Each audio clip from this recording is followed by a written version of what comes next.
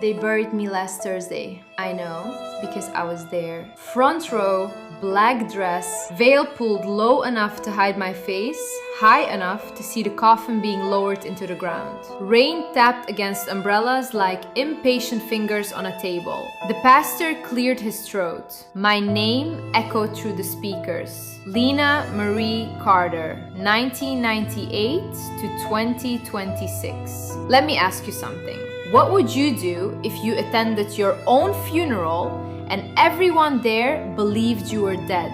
My mother was 3 seats to my left. Trembling so hard, my brother Miles had to hold her shoulders steady. She kept whispering, "My baby, my baby." The words hit me like physical blows because I was right there, breathing, listening, alive. And yet, according to the program folded in my gloved hands, I had died 4 days earlier in a car accident on Highway 16 at exactly 11:42 p.m. Here's the problem. I don't remember dying. I don't remember an accident. I don't remember an ambulance. I don't remember a hospital. What I do remember is waking up in a roadside motel 40 miles outside the city 3 days before the funeral. The curtains were drawn. My phone was gone. My head was pounding like I'd been drugged, and I had no memory of the previous 48 hours.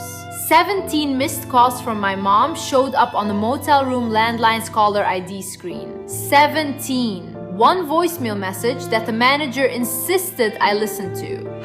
Lena, they said they found a body. A body. Not you're hurt, not you're missing, a body. I wasn't dead.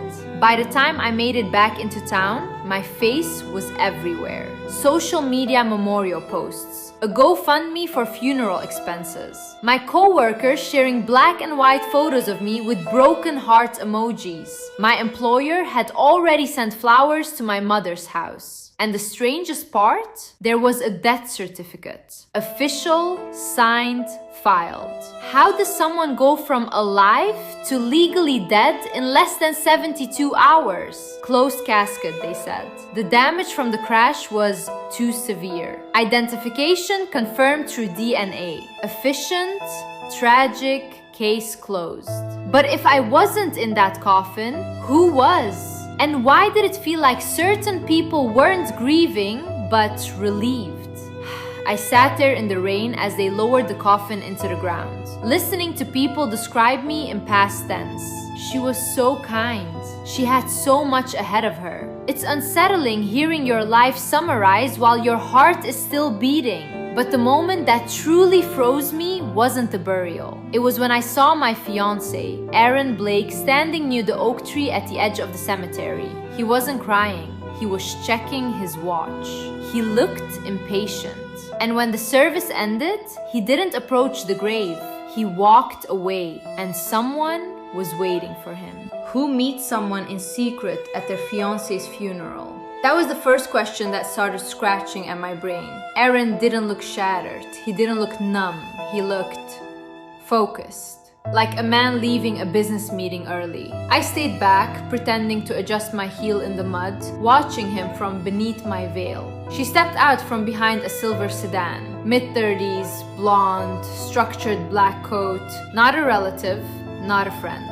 I would have recognized her. She placed a hand on his arm. Not romantic, not exactly, but familiar. It's finally over, she said. Over. Not, I'm sorry for your loss. Not, this is heartbreaking. Over.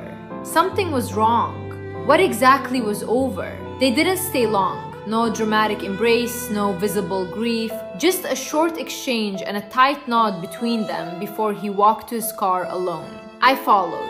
Yes, I know how that sounds, but tell me, if you watched your own burial and saw the man who was supposed to marry you acting like he just closed a deal, wouldn't you follow him too? He didn't go home. He drove downtown to a cafe, and he smiled when he walked in. Smiled. Through the window, I watched him sit across from the same woman. She slid a folder across the table. He didn't hesitate. He signed something. Quick. Confident, like he'd been waiting to. My heart started pounding so loud I could barely hear the traffic behind me. I pulled out my phone, the cheap prepaid one I'd bought that morning, and zoomed in. The logo on the folder was faint but visible. Redbridge Life Insurance. Insurance. Let me remind you of something. 2 weeks before my death, I had updated my life insurance policy, increased it to $750,000. Aaron had insisted, said it was just being responsible. Responsible. It was never about protection. Suddenly, the rain didn't feel cold anymore. It felt calculated. But here's where it gets worse.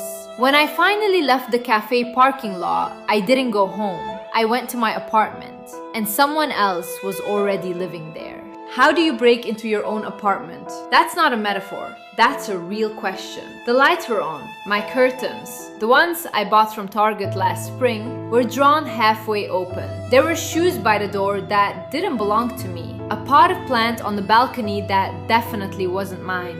Someone had replaced my welcome mat. I stood there staring at my own front door like I was the intruder. When I knocked, a woman answered. Early 20s, confused. Annoyed. Yes? I think you're in my apartment, I said. She frowned. I moved in yesterday. Yesterday. I wasn't supposed to exist.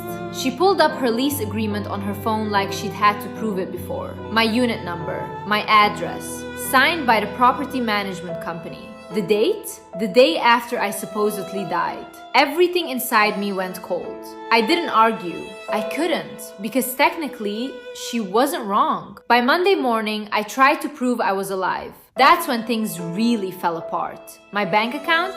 Frozen. I sat across from a branch manager who kept staring at her screen, then at me, then back at her screen. Ma'am, according to federal records, you're deceased. Deceased. I had been erased. My debit card declined, my credit cards disabled, my online banking login locked. I called my employer. HR sounded sympathetic. We received official notice of your passing. We've already processed final compensation to your next of kin. Next of kin. Aaron. I drove to the police station. I thought showing up in person would fix it. Flesh and blood tends to clear up confusion, right? The officer typed in my social security number. His eyebrows lifted. Miss, this number is flagged as belonging to a deceased individual. Have you ever felt yourself disappear in real time? It's surreal, like being erased from a whiteboard while you're still writing. And here's the contradiction that kept looping in my head. If I was dead enough to freeze my finances, I was dead enough for an insurance payout. That night, sitting in my car outside a 24-hour diner, I remembered something. The life insurance policy. $750,000. Beneficiary, Aaron Blake. Coincidence or motive? I still had one advantage. Aaron was careless with passwords. And what I found inside his email would answer one question, but raise something much darker. Have you ever discovered something you wish you could unsee? I logged into Aaron's email at 2:13 a.m., parked outside that diner, my hands shaking so badly, I mistyped his password twice. But he always reused the same one. Our anniversary. Irony. Inbox, search bar, one word. Payout. There it was. Subject line. Confirmation of claim review. Redbridge Life Insurance. My heart slammed against my ribs. The email congratulated him on submitting all required documentation. Attached was a PDF labeled coroner_report_final. I opened it. Cause of death. Vehicular collision with subsequent vehicle fire. Identification method. DNA confirmation via personal effects. Name. Lena Marie Carter. And then I saw it. Distinguishing marks. Small crescent moon tattoo on left wrist. That wasn't me. I don't have a tattoo. Not a crescent moon. Not a dot. Nothing.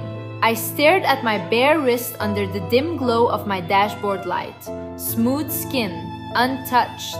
So whose body was in that coffin? Because there was a body. The report was detailed. Height within an inch of mine. Weight close enough.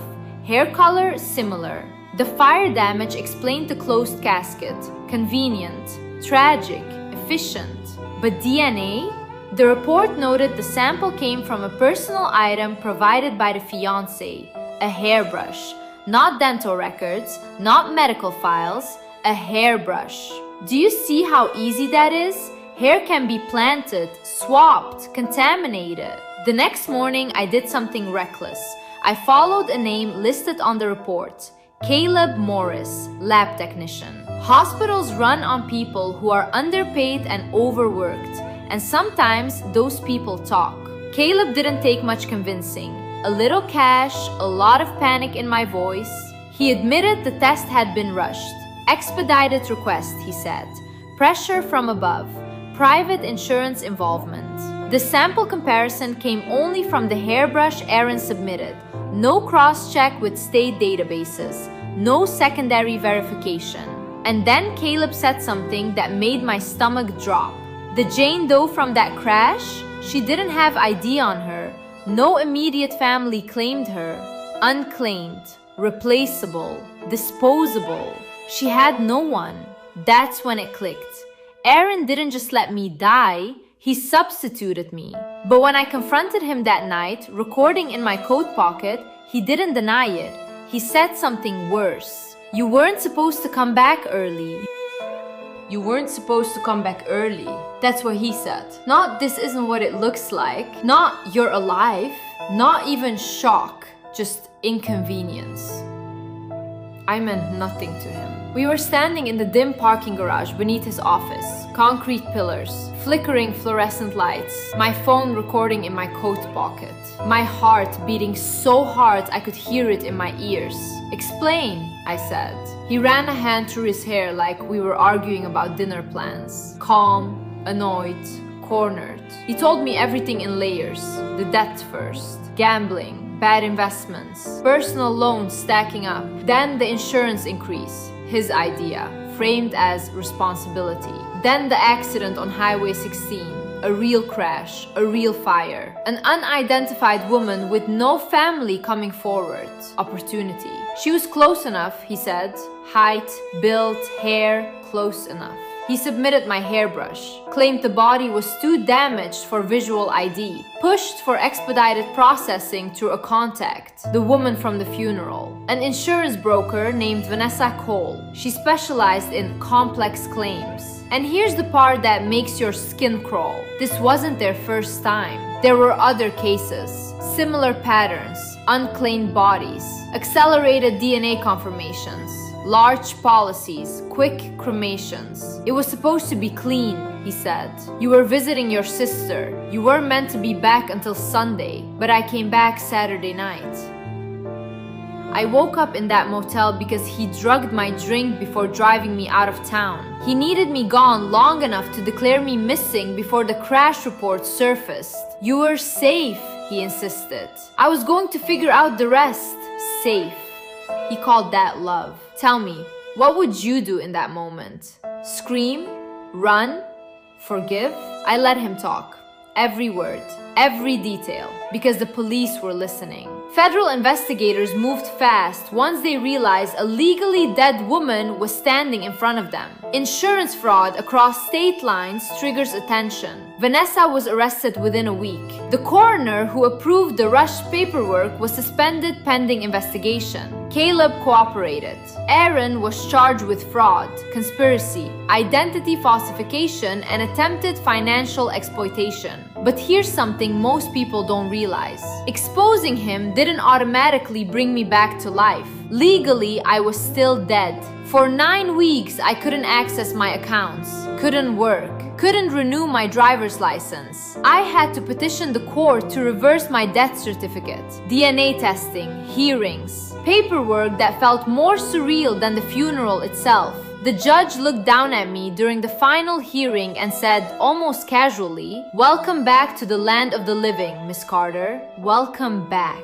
My mom cried harder that day than she did at the burial. And sometimes I think about that funeral. The way people spoke about me in past tense. The ones who sobbed. The ones who stayed distant. The ones who seemed relieved. You learn a lot at your own funeral. You learn who loved you. You learn who benefited. And you learn how fragile your existence really is when it's reduced to paperwork. So let me ask you something. If every database in the country declared you dead tomorrow, how long would it take to prove you're alive? I keep the funeral program framed in my apartment now, not as trauma, as perspective. Because sometimes the only way to see your life clearly is to watch it end.